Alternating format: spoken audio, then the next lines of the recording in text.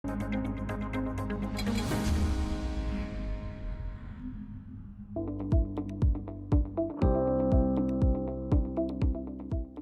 sambiloto adalah tanaman perdu yang biasa tumbuh di pinggiran sawah, kebun, atau hutan. Akar tanaman sambiloto adalah akar tunggang berwarna putih kecoklatan dengan batang yang berkayu dan berbentuk bulat atau segi empat. Sambiloto atau Andrographis paniculata merupakan salah satu tumbuhan yang dipercaya memiliki berbagai manfaat kesehatan. Walaupun mempunyai rasa yang sangat pahit, tapi berkat khasiatnya, sambiloto tetap menjadi tanaman primadona yang sering dijadikan jamu. Konon kabarnya sambiloto bermanfaat untuk membantu mencegah radang, memperlancar buang air kecil, menurunkan panas, meredakan sakit perut, mengobati kencing manis, dan meringankan gejala pilek. Benarkah demikian? Tahu. Tahu sih. Biasanya kalau orang yang sakit diabetes bisa konsumsi sambiloto. Juga habis lahiran bisa buat kesehatan juga. Buat obat kencing manis. Tahu pokoknya ya buat badan sehat aja gitu. Itu kan termasuk jamu-jamu tradisional ya. Jika dikonsumsi dengan dosis yang tepat dalam jangka waktu yang singkat, umumnya sambiloto tidak berbahaya. Meski demikian, konsumsi sambiloto disinyalir memiliki risiko efek samping seperti diare, muntah, sakit kepala, hidung berair, ruam, kelelahan, dan kehilangan nafsu makan. Nah, jika Anda masih ragu dengan khasiat dan efek dari daun yang satu ini, ada baiknya Anda tonton dulu penjelasan dokter di Ayo Hidup Sehat hari ini. Wah, itu sambiloto. Ini ya dok yang ada di sini semuanya. Jadi itu dia tadi bisa daun ya? Bisa ngurangin nafsu makan. Itu lumayan juga ya. Kayaknya pas ya Mbak Intan ya. Tapi ini kita mesti bahas nih tentang kabar bahwa sambiloto ini khasiatnya banyak untuk kesehatan. Untuk jelasnya langsung saja kita undang Dr. Lona, spesialis farmakologi klinik. Siang dok, apa kabar? Halo, siang dok. Dok, kita ngebahas sambiloto. Ini kan tanaman herbal dok ya. Katanya sambiloto ini bisa meningkatkan kekebalan tubuh. Ini fakta atau mitos dok? Meningkatkan kekebalan tubuh pada hewan, fakta. Oh, pada hewan, pada manusia? Kenapa saya bilang begitu? Karena penelitiannya baru terbatas pada hewan coba, tepatnya tikus. Belum pada manusia, dan pada hewan coba dapat meningkatkan aktivitas sistem imun dan aktivitas sel makrofag. Sel makrofag adalah salah satu sel yang berperan untuk meningkatkan sistem imun. Dan dari hasil uji pada hewan tersebut terbukti bahwa zat aktif yang ada pada sambiloto, pada daun sambiloto tepatnya, itu dapat atau memiliki efek imunomodulator yang poten. Imunomodulator artinya meningkatkan sistem imun atau meningkatkan kekebalan tubuh. Jadi kalau pada manusia ini masih mitos dok? Masih mitos. Oh, mitos ya ternyata. Oh, ternyata masih mitos ya buat manusia ya. Iya, belum terbukti pada manusia melalui uji klinik. Baik dok. Gitu. Jadi masih baru untuk hewan aja ya. Penelitiannya baru terbatas pada hewan, tidak menutup kemungkinan di kemudian hari dilanjutkan dengan penelitian pada manusia. Setuju dong. Jadi memang alurnya sebelum diteliti pada manusia itu harus diteliti pada hewan dulu. Betul. Jadi tidak menutup kemungkinan daun sambiloto nanti diteliti pada manusia dan mungkin bermanfaat untuk meningkatkan kekebalan tubuh. Dan katanya nih dok, ibu hamil atau menyusui tidak boleh mengkonsumsi sambiloto. Ini fakta atau mitos? Kalau itu fakta. Oh, kenapa? Kenapa demikian? Karena belum terbukti atau belum ada pembuktian ilmiah yang benar-benar menyatakan bahwa ibu hamil dan wanita menyusui aman mengkonsumsi daun sambiloto. Yang dikhawatirkan apa? Ibu hamil itu kan sedang mengandung janin. Dikhawatirkan terjadi kontraksi yang abnormal yang nantinya akan meningkatkan resiko keguguran dan mengganggu kesehatan janin serta bayi apabila si ibu menyusui. Karena belum ada penelitian atau belum ada uji yang memastikan bahwa berapa konsentrasi zat aktif yang ada di daun sambiloto yang dikeluarkan melalui ASI. Kalau berlebihan dan sampai dikonsumsi oleh si bayi yang sedang menyusui, dikhawatirkan dapat mengganggu kesehatan. Jadi resiko dok. Iya, alangkah baiknya tidak mengkonsumsi daun sambiloto maupun olahan produknya pada kelompok yang beresiko seperti wanita hamil dan ibu menyusui. Tapi dok ini juga ada yang mengatakan bahwa orang dengan tekanan darah rendah ini sebaiknya tidak boleh konsumsi sambiloto. Ini fakta atau mitos dok? Itu mitos. Oh, gitu. Kenapa dok? Memang belum ada penelitian, belum ada yang membuktikan bahwa mereka dengan tekanan darah rendah apabila mengkonsumsi daun sambiloto dapat memperburuk keadaannya. Jadi selama daun sambiloto dikonsumsi dengan jumlah yang wajar, tidak berlebihan, sesuai dengan anjuran yang pada umumnya ada di kemasan, itu cukup aman.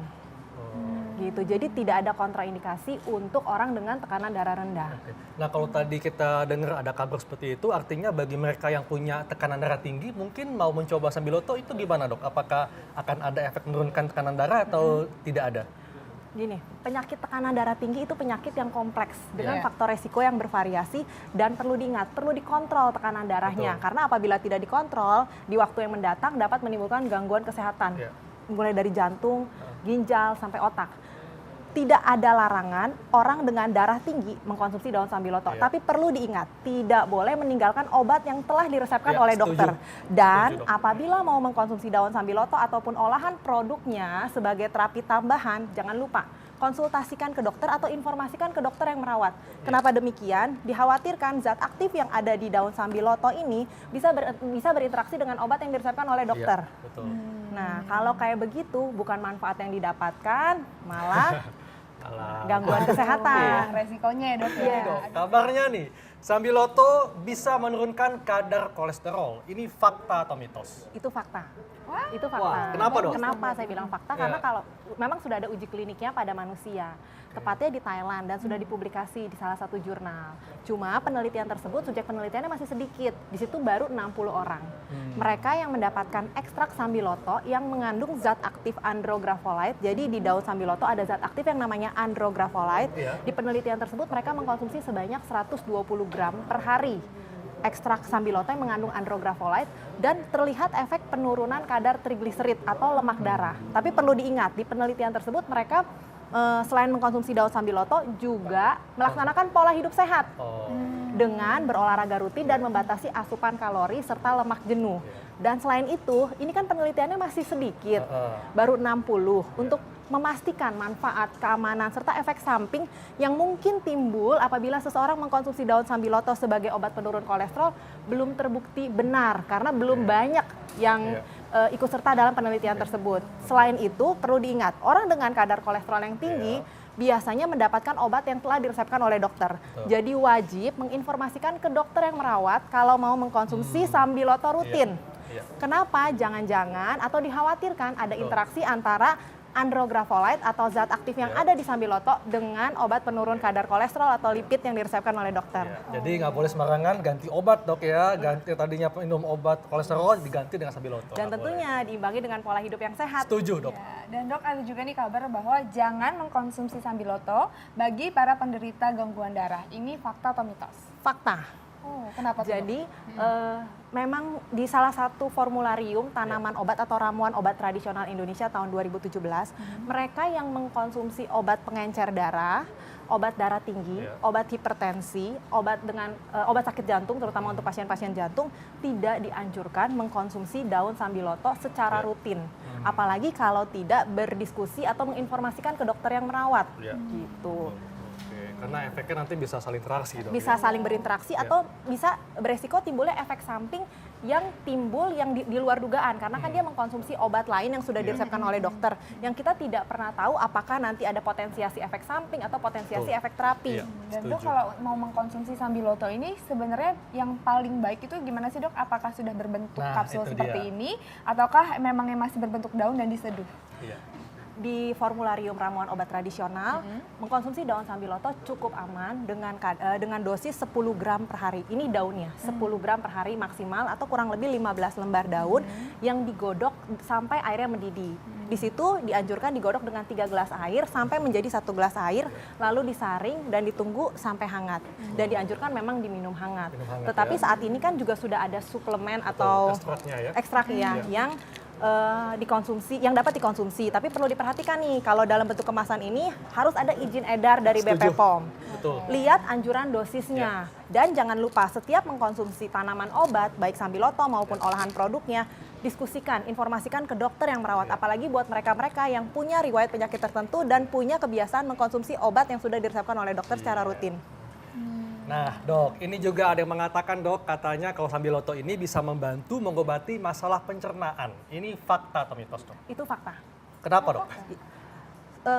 di salah satu tulisan, Ya. tepatnya di formularium ramuan obat tradisional Indonesia, mengkonsumsi daun sambiloto dapat digunakan untuk mengatasi gangguan pencernaan, terutama diare. Diare. Di situ dianjurkan adalah dengan merebus kurang lebih 10 gram daun sambiloto yang seperti yang sudah saya jelaskan, digodok dengan air sampai mendidih, lalu disaring, ditunggu sampai hangat, dan alangkah baiknya dikonsumsi selagi hangat. Tapi perlu diingat, tata laksana utama untuk diare bukan hanya sambiloto. Iya. Pastikan kebutuhan cairan cukup Setuju. dengan mengkonsumsi larutan gula garam. Iya. Apabila sudah 3 hari tidak ada perbaikan klinis, segera konsultasikan ke dokter. Karena dikhawatirkan kalau terus mengkonsumsi daun sambiloto, bukannya sembuh malah diarenya makin parah. Nah Iya, dok, kalau iya. mengkonsumsi sambiloto ini boleh nggak sih setiap hari atau ada batasannya? Cuman boleh dalam seminggu berapa kali gitu? Saat ini belum ada tulisan atau penelitian yang membuktikan bahwa daun sambiloto berbahaya apabila dikonsumsi setiap hari. Namun dosisnya harus diperhatikan. Untuk bentuk daun yang mau direbus jangan lebih dari 10 gram per hari atau kurang lebih 15 helai daun segar per hari yang akan digodok. Untuk suplemen seperti ini pastikan dosis yang tertera karena setiap produk pada umumnya bervariasi. Jadi benar-benar harus diperhatikan. Izin edarnya juga harus diperhatikan. Gitu. Iya. Baik dok, terima kasih penjelasannya, sangat manfaat sekali. Iya.